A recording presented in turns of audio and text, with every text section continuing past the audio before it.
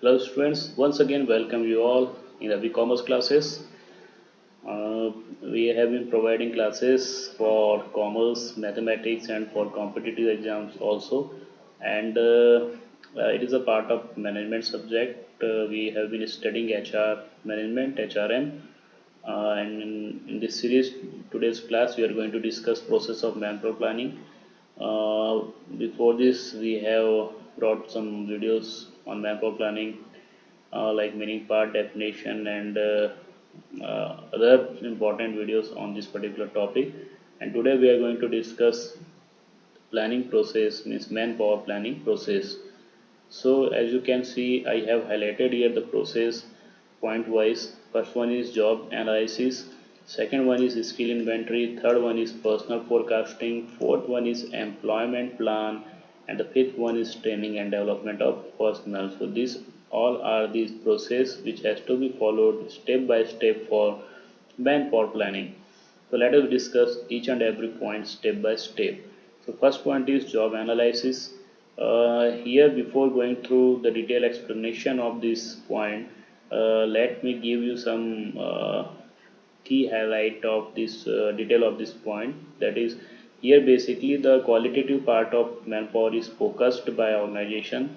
Basically, organizations sees the qualities of any person uh, to be opted for any particular job or task. Okay, it includes the educational background of employees, his skill, ability, etc., his experience level.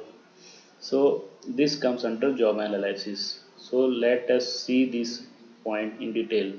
So as you can see here, I have underlined some important lines which is related to job analysis. So here you can see it is deal with qualitative aspect of manpower requirement. As I said you, qualitative aspect of manpower. So you need to remember some key points here. That is qualitative aspect. Job analysis equal to qualitative aspect. Okay, so why is it is done?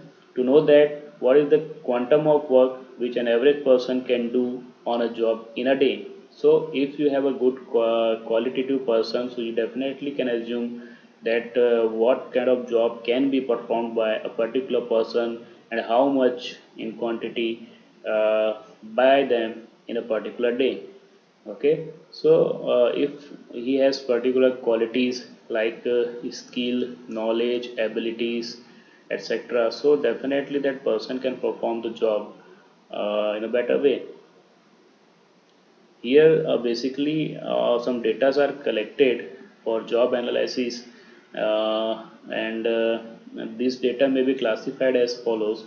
Like first of all, jobs are to be identified. Is what kind of job will be performed by the employee. Then nature of the job. Okay, first one is job identification, second one is nature of the job, third is operations involved in doing the job, what kind of operation required to be performed by the employee, and material and equipment to be used in doing the job. These all are the part of qualitative factors of manpower. Means the manpower should be capable to operate the machine or tools which are required to be performed while doing the job. Okay, and the personal attribute like education, training, physical strength, mental capabilities, etc. You can see here again the basic focus of this point is on qualitative aspect of manpower, and the last one is relation with the other jobs. So here the data are collected and classified for job analysis, because this is analysis process. So here you have to analyze job, you have to collect data like job identification, nature of the job, operations involved in doing the job, material and equipments to be used in doing the job, and personal attributes like education, training, physical strength, mental capabilities, etc., and relation with other jobs.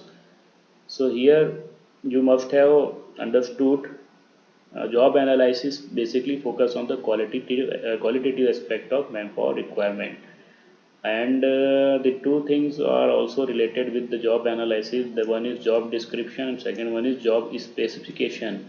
So here you are going to know about the job description and job specification. So job description is nothing but the requirement of a job, means what are the requirement of that particular job comes under job description, and the qualities demanded from the job holder, qualities of job holder that are required is job specification. So remember that requirement of a job are known as job description, and qualities uh, demanded from the job holder is job specification. So thus job description and job specification are the immediate products of job analysis. Okay, so these two are the immediate product of job analysis.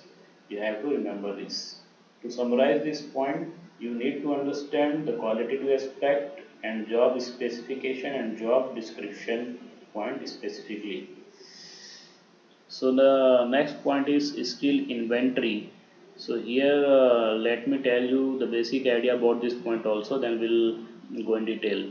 Inventory means stock, and here since we are studying manpower planning, so here inventory will be considered as inventory or stock of manpower.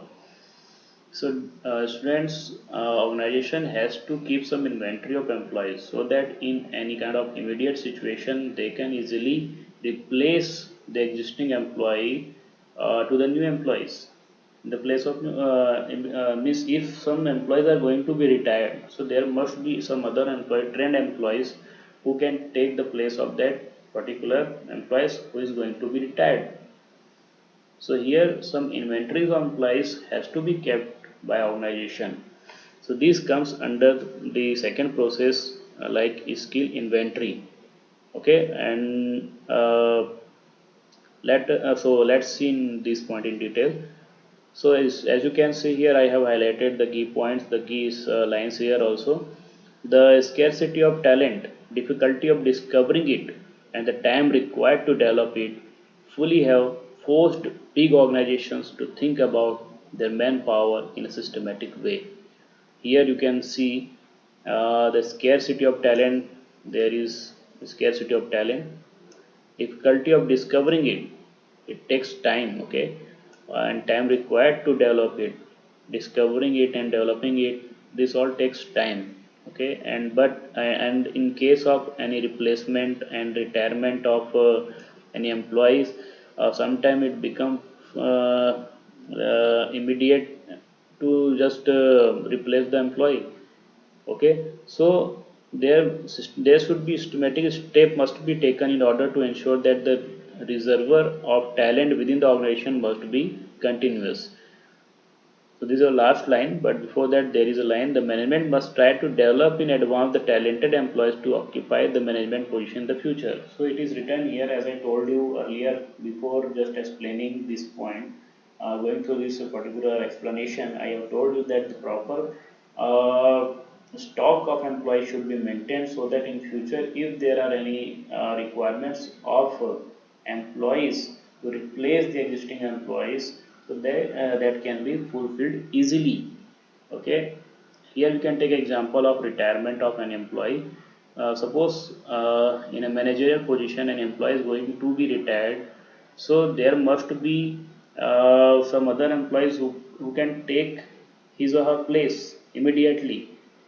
Okay, so if skillful employees are being maintained and they are being given proper training for that position, so they can easily be given that particular place.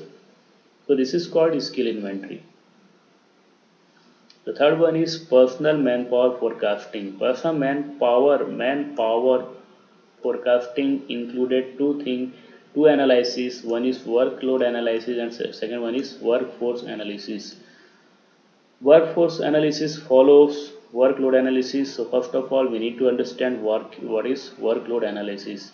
Workload analysis is nothing but just forecasting, the self forecast is work schedule and thus determine the manpower required per unit of product.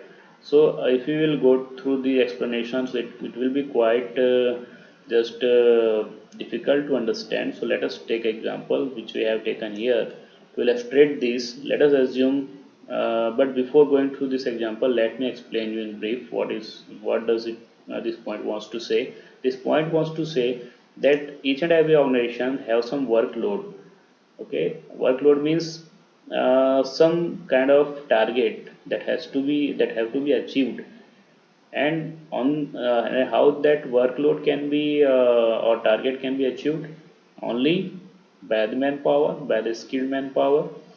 So if there are availability of proper manpower, then workload can be achieved or target can be achieved.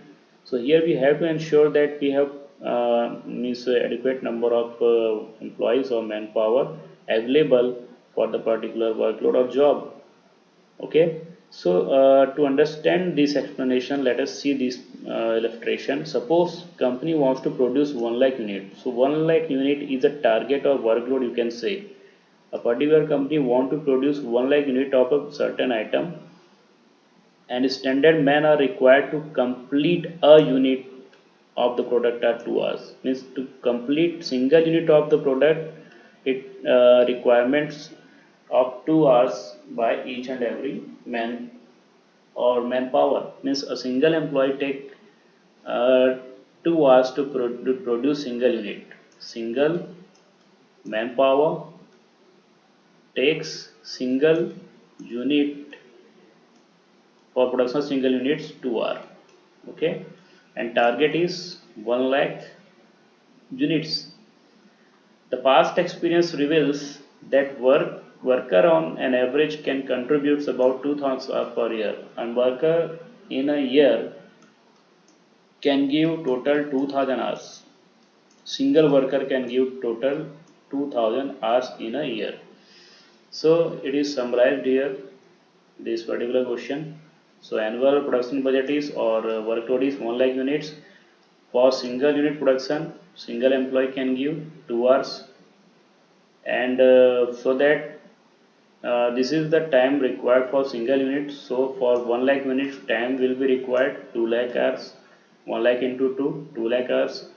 And as the trend says that annual contribution of worker is 2,000 hours. So total number of employees which will be required here is, since total required hours are 2 lakh, and each and every employee can give and worker can give 2 hours in a year. So how many workers will be required here? 100 workers or 100 manpower will be required. Okay, so this here we have just understood the concept of workload, and on the basis of workload manpower should be hired. So here basically the requirement to produce 1 lakh units is 100 employees or manpower. But this explanation is not complete without workforce analysis. So here, as we see in this example, we need 100 employees, but sometime what happens, some employee may be not present for work, or they just leave the job due to some reason.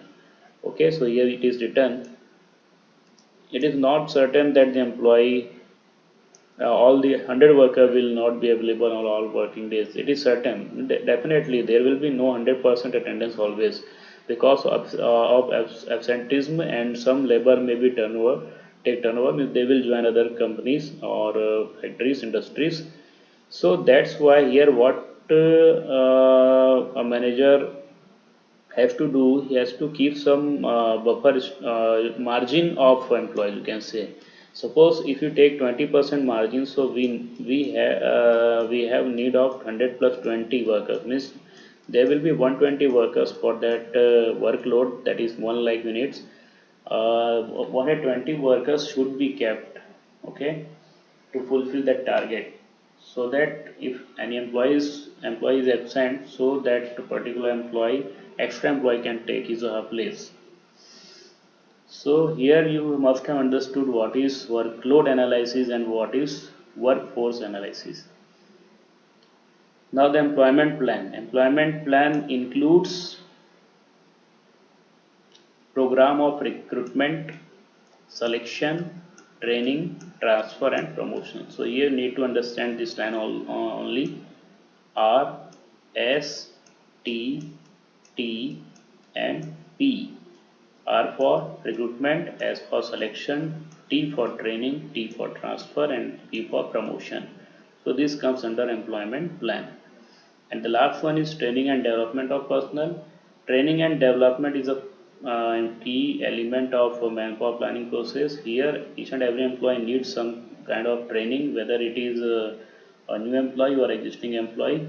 So organization must keep some policies for training of employee, and sometimes development programs has also to be carried on for executives development. Basically, development programs are designed for the development of executives, and training programs are designed for uh, existing employees, low level employees or middle level employees, existing or new employees both. Okay, so here these 2 points are very too small, and here we also completed this all five process. So let us revise this all five process step by step. Step one is job analysis, which is just focused on qualitative aspect of manpower. Second point was skill inventories, which has given us idea about keeping extra employees as stock. Okay, and then personal manpower forecasting. It includes two kind of analysis. One is workload analysis and second one is workforce analysis. And then then employment plan, which includes our STTP and training and development of employees and executives. So this is all for today. I hope this process, manpower planning process, is clear to all of you. In our next video we will come up with some new topic. And if you like this video, definitely comment in comment section, and also like this video and subscribe our channel. Thanks for watching.